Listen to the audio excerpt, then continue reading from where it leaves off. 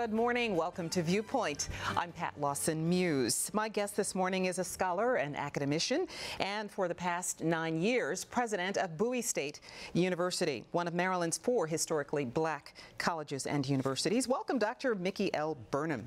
Thanks for coming this morning. Thank you. Good morning. And congratulations on your approaching milestone, your sesquicentennial anniversary, your 150th. Thank you. Needless to say, we're very, very excited about that. 150 years of serving the people of this state and this region is very significant, something of which we're very proud, and we look forward to a year-long celebration. Starting next year. Starting next year. Let's start our conversation with some of the recent news events. The billionaire, conservative, and controversial Koch brothers recently donated $25 million to the United Negro College Fund. The money will be used for scholarships and general support for the schools, as well as student loans. Some people applaud this gift, but others criticize it because of the Koch brothers' political leanings. How do you feel about it?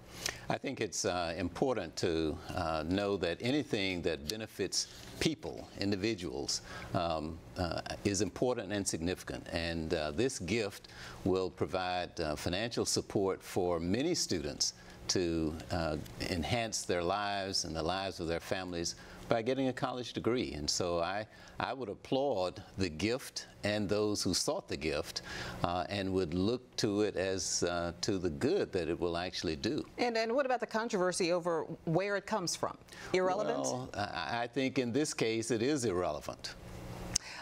The money is being divided among 37 HBCUs. How much of it will help universities like Bowie State? Probably none of it, because the United Negro College Fund supports private institutions, some private HBCUs in the country.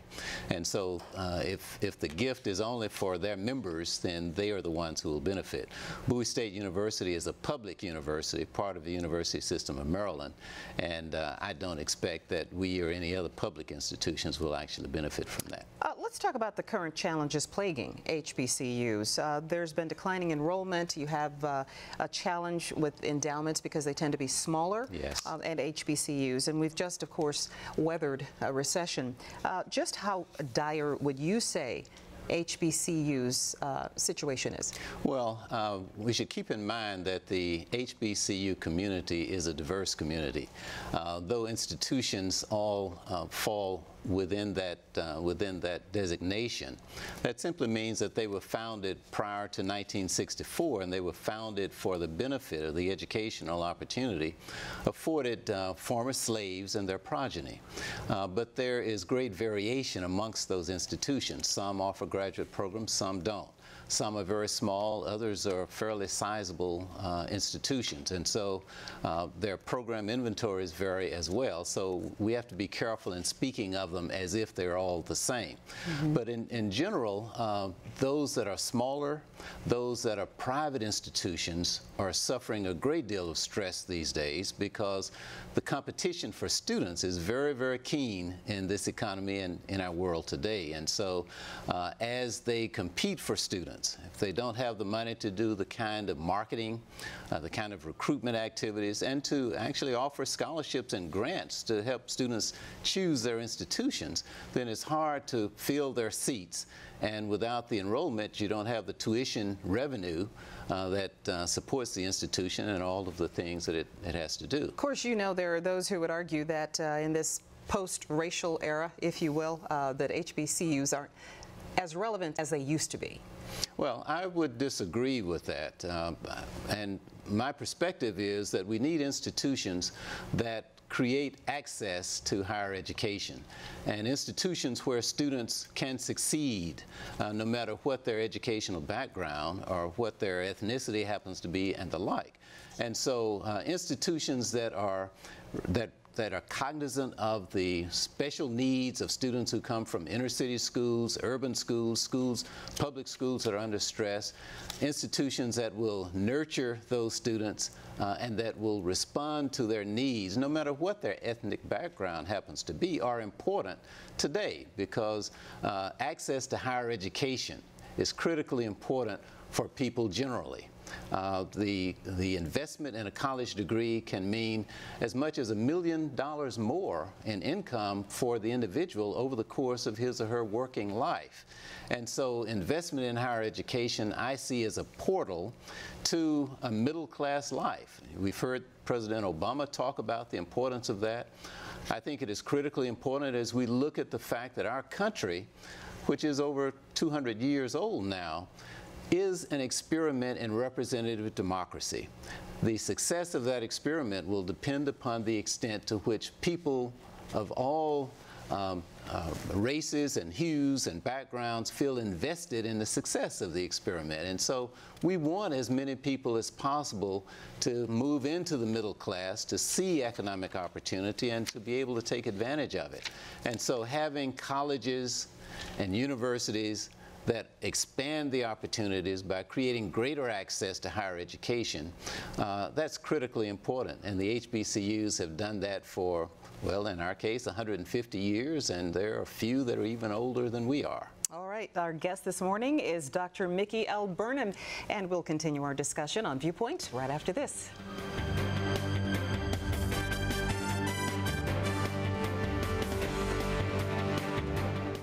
Welcome back. I'm talking with Dr. Mickey Burnim, who's president of Bowie State this morning, and we're talking about enrollment. How's your enrollment? I understand it's grown some.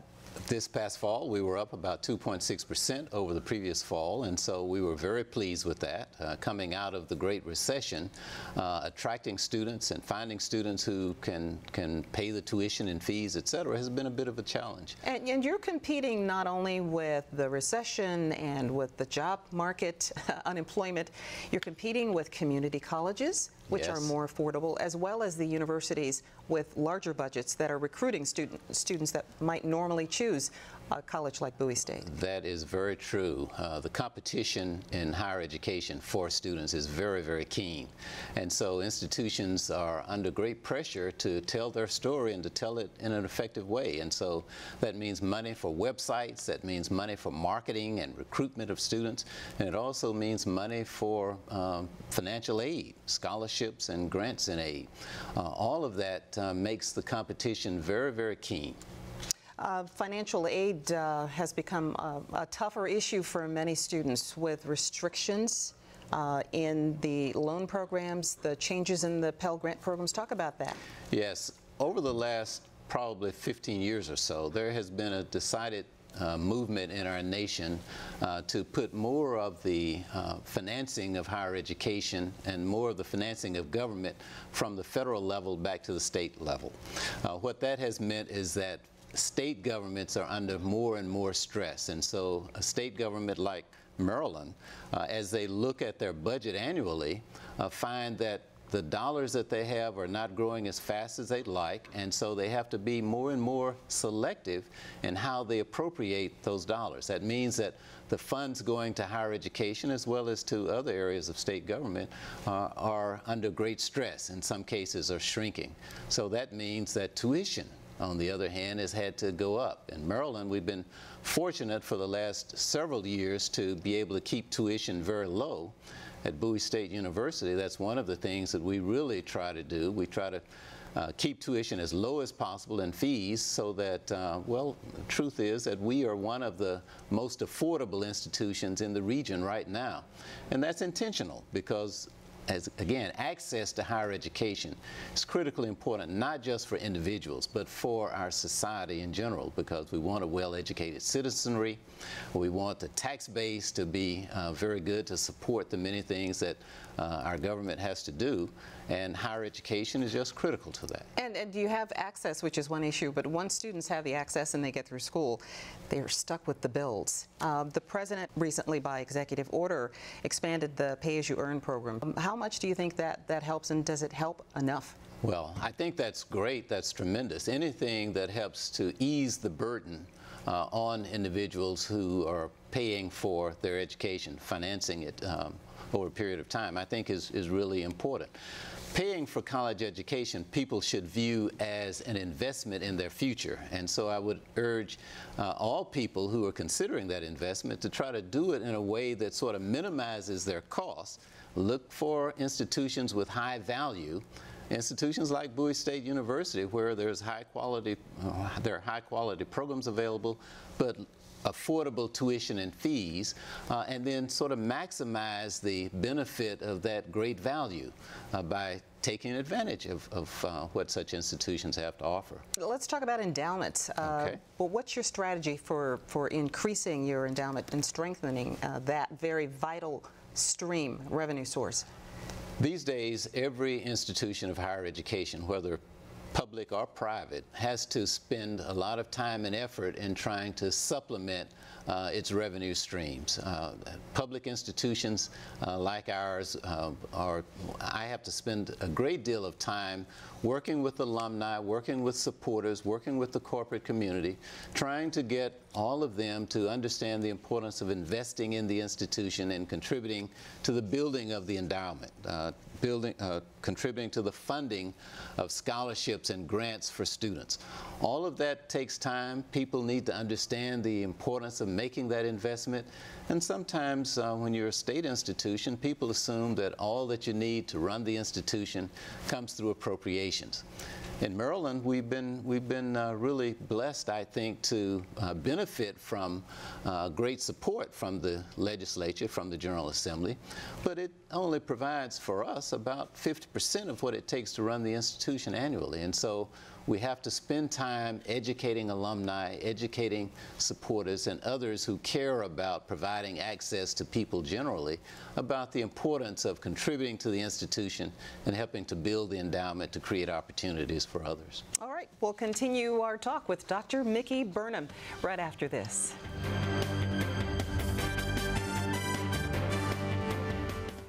We're talking this morning with Bowie State President Mickey Burnim. Dr. Burnim, students are going to college and choosing majors. What are some of the hottest majors? Well, these days everybody's talking about the STEM disciplines: science, technology, engineering, and mathematics. And so that's where our nation needs to have more people majoring and working in those areas, because that leads to innovation, and innovation helps position our nation for international competition in the marketplace. But that's not where all the jobs are. That's not. And so I would urge students as they come to the university to pursue majors that are consistent with their personalities and their passion.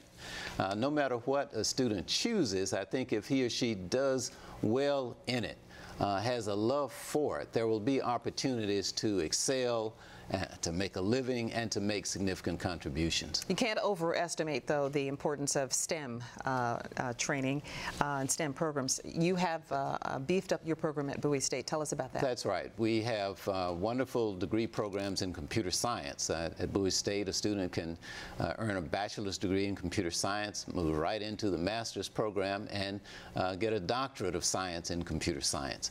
But we also have computer technology that offers a different twist on work in the computer field that gives them hands-on experience and skills that a lot of computer science majors from other universities don't have. But there are also other areas that blend technology with other disciplines, such as digital media arts. It's using technology and computer, but also using the creative side and thinking about graphics and graphic design and the like is one example. Can you still get your money's worth out of a liberal arts degree? Absolutely. I think as you talk to employers, corporate personnel, HR directors, and the like, what they want are people who are adaptable, people who can think critically, and people who can express themselves effectively. And that is the learning that one gets through a liberal arts education. And so I would urge everyone to consider that as a foundation and then branch out after that into the specialty that's consistent with his or her passion. You've done some growing at Bowie State. You're expanding the physical plant. Tell us about your new Fine and Performing Arts Center. Well, I guess it was 3 years ago now, we moved into a new state-of-the-art Fine and Performing Arts Center, which, to be truthful, we're very proud of. It matches some of the finest facilities that you will see in the area, and it's there for our students to learn in and to do performances in as they perfect their crafts. It is a wonderful feature to our campus, an attraction, and I would urge all of your viewers to watch out for productions that are taking place there and to seize any opportunity to visit the campus and see that wonderful facility. And of course, fine and performing arts jobs are good to have, and they pay well in some cases. That's right. And can be plentiful depending on where you are. You also have a new student center. We just moved into the new student center almost a year ago now, and it is a marvelous facility as well. It's a LEED Gold facility, and we're very proud of that fact, which means that it is environmentally sensitive. It has certain features and aspects that make it appropriate for the 21st century. But more importantly, it's a gathering place, a meeting place, and an eating place for our students. They are enjoying it tremendously, and I think it has significantly enhanced the quality of their educational experience at Bowie State. And you've got another new structure on the map. Yes, we do, and that's the one that I'm most excited about, because that will be a new building, a new science center. It will house our natural sciences, nursing, and mathematics. And so those are mathematics and the natural sciences, of course, are the foundation of the STEM disciplines these days. Nursing is an important program for us because it speaks directly to needs in our community, and this building will enable us to expand our capacity in producing nurses. And we do that at both the bachelor's and the master's level. So I'm looking forward to that new facility. All right. We look forward to continuing our discussion after we take another quick break. Stay with us.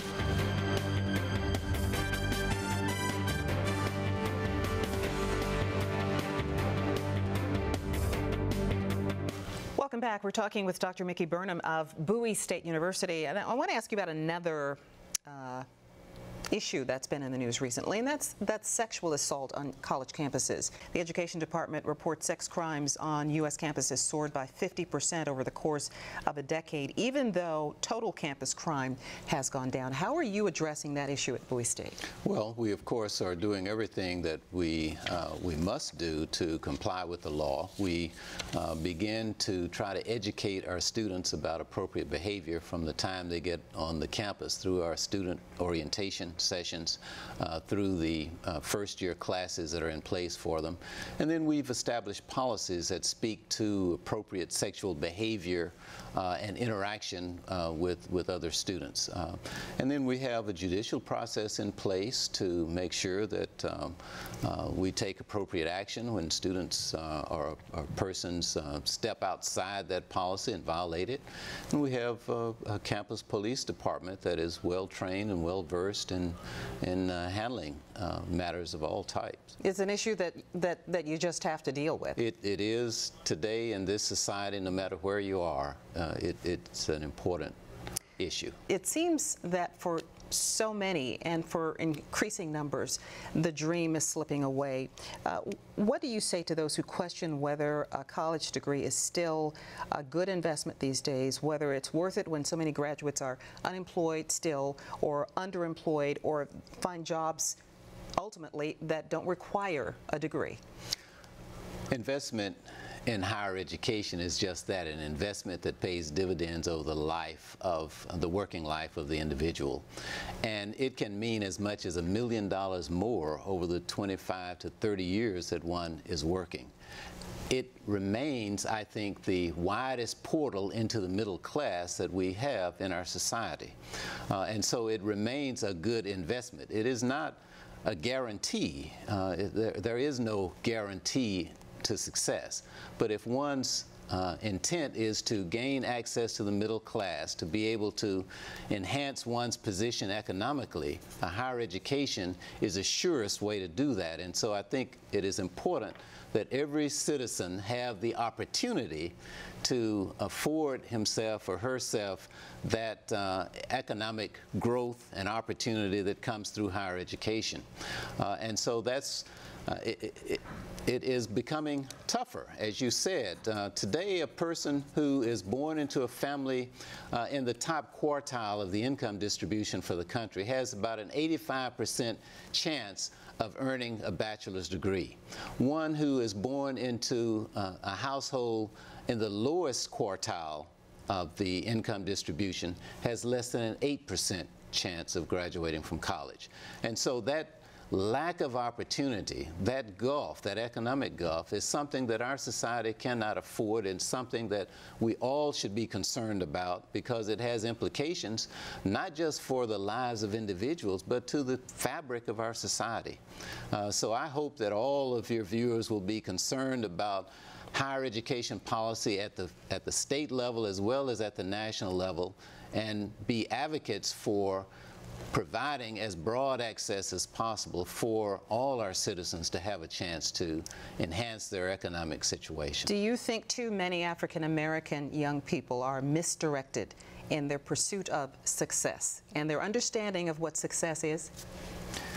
Well, that's an interesting question. I don't know if they are misdirected, but some are misled. They look at one or two examples of people who have succeeded through non-traditional means, and generalize inappropriately from that. Yes, individuals can find a way to succeed in a number of ways, but if you want to maximize your chance of success, then doing it by taking advantage of educational opportunities, and higher educational opportunities in particular, is the way to go. All right, Dr. Mickey L. Burnim, thank you so much for joining us on Viewpoint. It's been my pleasure. Thank you for having me.